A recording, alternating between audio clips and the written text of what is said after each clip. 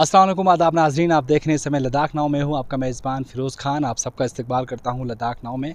आपको बता दें, जहाँ एक तरफ इलेक्शंस को लेकर हिंदुस्तान के अलग अलग मकामात पर इलेक्शंस हो चुके हैं और अब 20 मई को लद्दाख में भी इंतखाबात होने जा रहे हैं। आपको बताते चलें, आज हम कोशिश करेंगे कि लद्दाख के लोग आखिर आने वाले इंतखाबात को लेकर क्या सोच रखते हैं और उनको क्या लगता है कि आने वाले वक्त में जो कैंडिडेट हो वो किस तरह का हो और उसमें किस तरह की सलाहियत होनी चाहिए और वो किस तरह के इश्यूज़ को आगे जाके राइज़ करे ऐवान में। तो ये चीज़ हम जानने की कोशिश करेंगे। आज हमारी जो टीम है वो मेन बाज़ार जाएंगे हम और अलग अलग लोगों से, बड़े बुज़ुर्ग, और सबसे हमारी कोशिश रहेगी कि हर किसी से हम फ़ीडबैक लें इस इंतखाबात को लेकर। आखिर इस इंतखाबात को लेकर लद्दाख के लोग कितने तैयार हैं और क्या सोच रखते हैं। आइए चलते हैं बाज़ार की तरफ।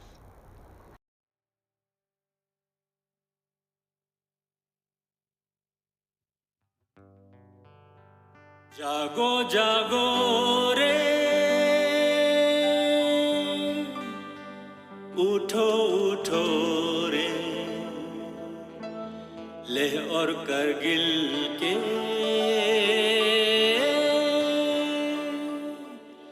बाशिंदे सारे, बढ़ चढ़ कर लो हिस्सा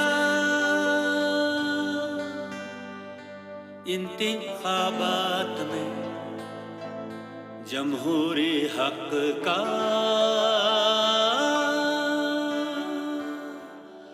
फर्ज निभाओ, जमहूरी हक का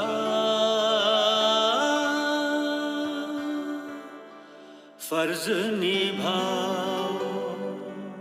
हाजी अनिफा को वो भी अगर देखा जाए तो यूथ के हिसाब से अगर देखा जाए तो सही तरह से, मतलब कि एक एक्सपेक्टेशन जो होता है ना यूथ में, वो एक एजुकेट पर्सन को निकालना, वो एक हम यूथ में था। बट क्या करें, इत्तेहाद जो है वो, एक यूनिटी जो है वो, मतलब सबके साथ लेके जाना, वो हमारे लिए एक बेनिफिट रहेगा। क्योंकि देखो, हमारे जो के डी ए बॉडी था, जो कारगिल डेमोक्रेटिक अलायंस, उन्होंने ये डिसाइड करना था, बट क्या सहमति किसी पे बन नहीं रहा था पॉलिटिकल पार्टीज़ में, चाहे एनसी हो चाहे आपका आईएनसी हो।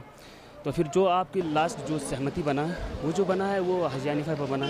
चलो ठीक है, आप जो कारगिल में किसी एक बंदे को आप लेके पार्लियामेंट में भेज रहे हो, बट ये ठीक है, लेकिन मेरे हिसाब से जो चीज़ होनी चाहिए थी वो एक यूथ को मौका देना चाहता है, क्योंकि आने वाली जनरेशन के लिए। देखिए सर, हमें पता है जब से लद्दाख एक यूटी बनी है तो उसके बाद जो है अनएम्प्लॉयमेंट जो है ज़्यादा लद्दाख में बढ़ गया है, और साथ साथ जो है हमारे ये लैंड रिजर्वेशन, जॉब रिजर्वेशन और अनएम्प्लॉयमेंट, बहुत सारे मुद्दे हैं जो उनको फुलफ़िल करने की ज़रूरत है। तो अभी एमपी जो है नया लोकसभा इलेक्शन में जो लद्दाख से एमपी जाएगा, तो वो ऐसा बंदा होना चाहिए कि इन इश्यूज़ पे, मेन इश्यूज़ पे जो है वो काम करें। जैसे कि मैंने बताया कि अनएम्प्लॉयमेंट लद्दाख में ज़्यादा बढ़ गया, और जो लद्दाख जो है पिछले कई महीनों से जो है अनशन पे है। उनके डिमांड्स है कि स्टेटहुड बनना चाहिए, या 6 शेड्यूल के अंदर जो है लद्दाख को रिजर्वेशन मिलनी चाहिए।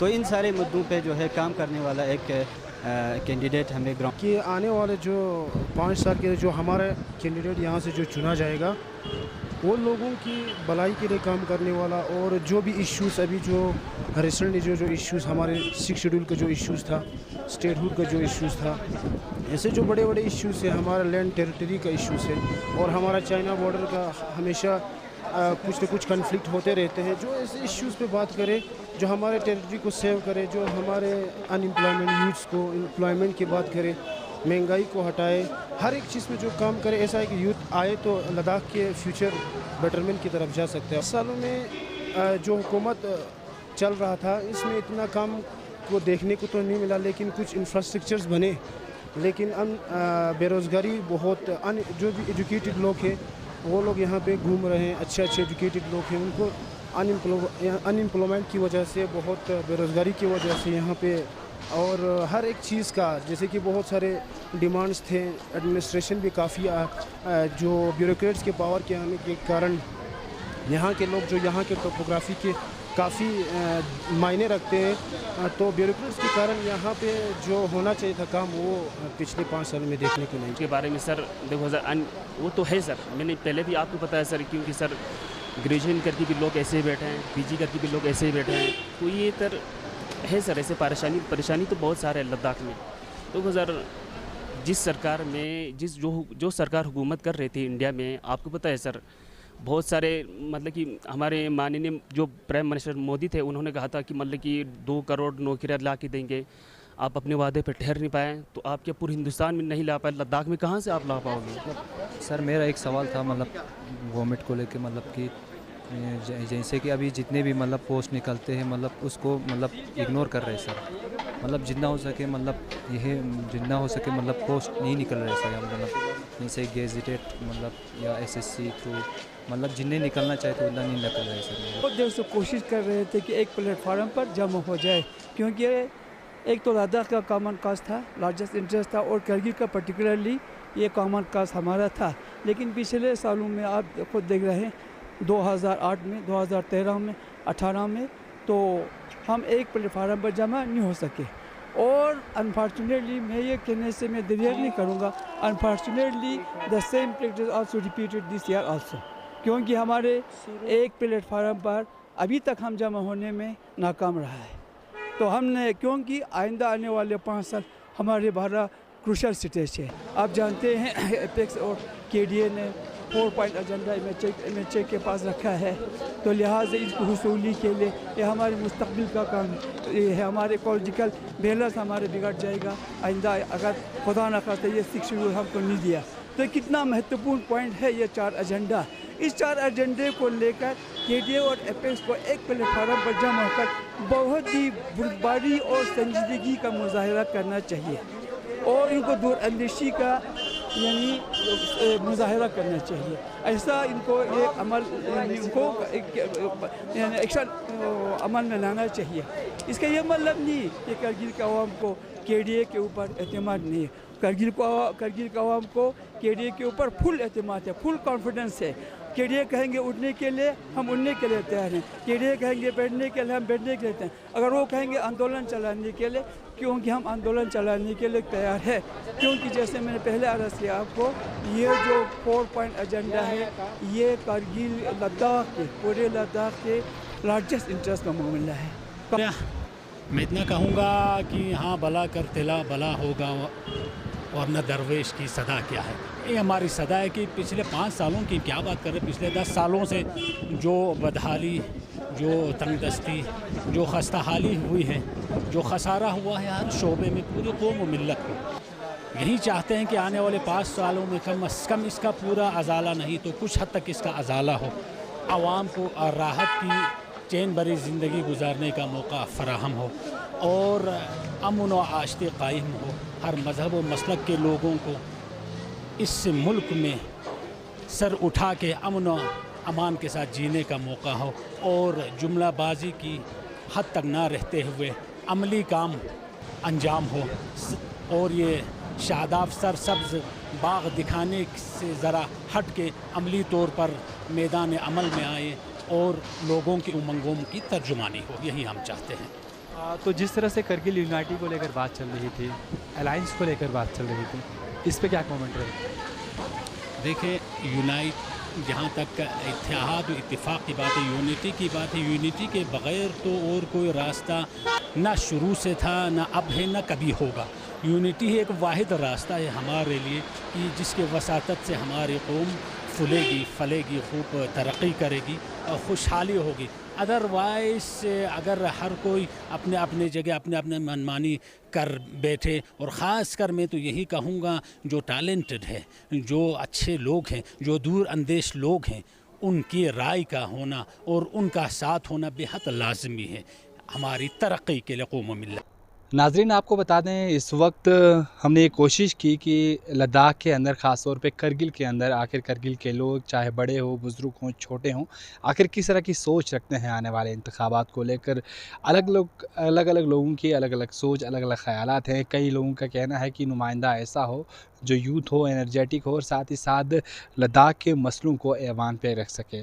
और इसके साथ साथ कई लोगों का ये भी कहना है कि जो इस वक्त जो प्रेजेंट सिनेरियो चल रहा है लद्दाख के अंदर, जो प्रेजेंट सिचुएशन चल रही है, जहाँ एक तरफ हम देख रहे हैं कि सोनम वांगचुक जो है वो धरने पे बैठे हैं, विरोध प्रदर्शन कर रहे हैं लद्दाख के अहम मुतालिबात को लेकर, उन मुतालिबात को सुनने वाला हो। अब जो 3 कैंडिडेट इस वक्त ग्राउंड ज़ीरो में देखे जा रहे हैं, जहां एक तरफ आपको बताते चलें कि लेह लद्दाख से 2 और वहीं करगिल लद्दाख से 1 कैंडिडेट खड़ा है। करगिल लद्दाख से अगर मैं बात करूं, यहां पे हाजी हनीफा जान जो है लद्दाख डेमोक्रेटिक अलायंस की तरफ से जो है फ़ाइट करेंगे आने वाले इंतखाबात में। और इस चीज़ को मैं बताता चलूँ आपको कि जितने भी सोशो रिलीजियस पॉलिटिकल ऑर्गेनाइजेशंस हैं उनकी तरफ से उनको समर्थन मिला है। और वहीं जिस तरह से हमने देखा कि इन्हीं कुछ दिनों में एक बहुत बड़ा बदलाव देखा गया, जहां ये कहा गया कि जो एनसी यूनिट करगिल है उनको प्रेशराइज़ किया गया था, जो हायर अथॉरिटीज़ हैं उनकी तरफ से एनसी की, और ये कहा गया था कि जो कांग्रेस की तरफ से जो कैंडिडेट निकले हैं, जो मैंडेट पे फ़ाइट कर रहे हैं इंडिया अलायंस को लेकर, उसका सपोर्ट करना चाहिए।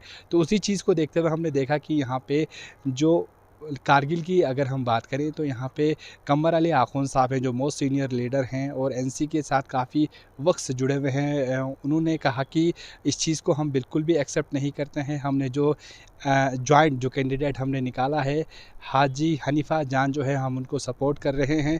और उसी चीज़ को देखते हुए उन्होंने कहा कि हम जो है इस वक्त इंडिया अलायंस के जो कैंडिडेट है उसे बिल्कुल भी सपोर्ट नहीं कर सकते हैं, क्योंकि उनके हक़ में ऑलरेडी जो है हाजी हनीफा जान के हक़ में जो हम पूरा सपोर्ट यहाँ पे कर चुके हैं, समर्थन कर चुके हैं। इसी चीज़ को देखते हुए हमने देखा कि एनसी के खेमे में जो है काफ़ी हलचल देखी जा रही थी और एक मास्क जो रिजिग्नेशन है वो हमें देखने को मिला। और इसके साथ साथ आपको बताते चलें, जहाँ एक तरफ उमर अब्दुल्ला साहब से भी बात की गई तो उन्होंने कहा कि हम फिर से एक बार अपील करते हैं, जो लद्दाख के जो हमारे भाई हैं जो हमसे जुड़े हुए हैं, उनसे हम फिर से एक बात ये कोशिश करते हैं बात करने की कि जो इंडिया अलायंस चल रहा है उसका वो साथ दे। अब वहीं अगर हम बात करें लेह लद्दाख के अंदर, तो लेह लद्दाख के अंदर इस वक्त कांटे की टक्कर देखी जा रही है, जहाँ एक तरफ बीजेपी जो है अपने उम्मीदवार को लेकर ग्राउंड में उतरी है और जगह जगह पे जो है इलेक्शन कैंपेनिंग का जो सिलसिला है वो भी शुरू हो चुका है। और इस बीच हम ये भी देख रहे हैं कि ग्राउंड में जो बीजेपी की तरफ से जो अहम लीडरान है वो भी इस वक्त लद्दाख में मौजूद हैं। और उनका ये कहना है कि गुज़श्ता 5-10 सालों में उन्होंने बहुत कुछ किया है लद्दाख के अंदर। और उन्होंने कहा कि जो पिछले 70 सालों से जो चीज़ पूरी नहीं हो पा रही थी, जिस चीज़ की अक्सर जो है लद्दाख की ज़रूरत थी, वो था जोजिला टनल। उसको हमने यहाँ पे बनाया है और आने वाले वक्त में जिससे लोगों को काफ़ी फ़ायदा पहुँच सकता है। और इसके अलावा बहुत अनगिनत जो काम है वो उन्होंने यहाँ पे गिने। और इसके साथ साथ आपको बताते चलें, वहीं जहाँ कांग्रेस की अगर मैं बात करूँ, कांग्रेस के खेमे में भी जो है जिस तरह से जो सिरिंग नामग्याल जी हैं, और वो जब भी मीडिया के सामने आ रहे हैं यही कह रहे हैं कि हम लद्दाख के हित में काम करेंगे, लद्दाख की आवाज़ को आगे बढ़ाने की कोशिश करेंगे। और इसके साथ साथ जो अहम इश्यूज़ चल रहे हैं इस वक्त ग्राउंड ज़ीरो के अंदर, उस चीज़ को हल करने की यहाँ पे कोशिश भी करेंगे। देखिए, जहाँ एक तरफ हमने लोगों से बात की और जो अलग अलग नुमाइंदे हैं वो भी इस वक्त जो 4 एजेंडा है, उसके अलावा बाकी जो अहम मुतालिबात है उनको लेकर भी इस वक्त ग्राउंड में जा रहे हैं। अब देखना यह है कि 20 मई के बाद जो इलेक्शंस के जो रिज़ल्ट्स आएंगे वो काफ़ी ख़ास रहेंगे। आखिर लद्दाख के लोग किसको पसंद करती है और लद्दाख के लोगों को कौन सा नुमाइंदा पसंद है और किस कैंडिडेट के अंदर किस तरह की सलाहियत है, वो जनता बखूबी जानती है। अब 20 मई के बाद जो इंतखाबात होंगे, उसके बाद जो रिज़ल्ट्स यहाँ पे आएगा वो आप लोगों के सामने आया हो जाएगा। मैं फ़िरोज़ खान, लद्दाख नाउ के लिए, करगिल लद्दाख से।